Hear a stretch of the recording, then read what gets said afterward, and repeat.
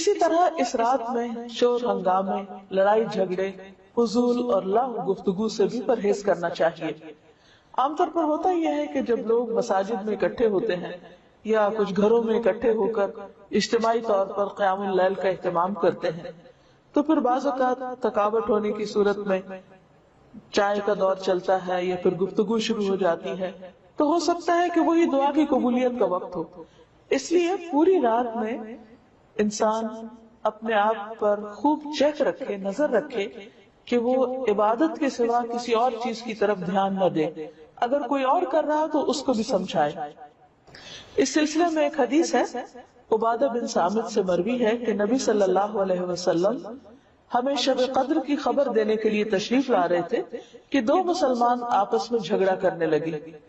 اس پر آپ صلی اللہ علیہ وسلم نے فرمایا، میں آیا تھا کہ تمہیں شب قدر بتا دوں، لیکن فلاں اور فلاں نے آپس میں جھگڑا کر لیا، پس اس کا علم اٹھا لیا گیا اور امید ہے کہ تمہارے حق میں یہی بہتر ہوگا۔ اس حدیث سے ہمیں دو باتیں پتہ چلتی ہیں۔ ایک تو یہ کہ مسلمانوں کا باہم لڑائی جھگڑا فتنہ فساد ان کو بہت سی خیر سے محروم کر دیتا ہے۔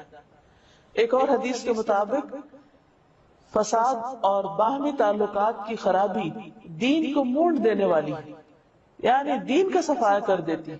وہاں کوئی ایمان اور تقوی اور خیر بھلائی باقی نہیں رہتی جہاں لوگوں کے درمیان باہم تعلقات اچھے نہیں ہوتے۔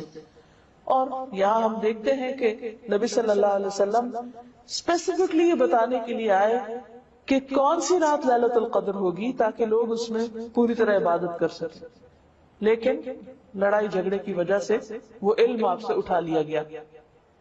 لیکن آپ نے یہ فرمایا کہ اسی میں بھلائی ہوگی۔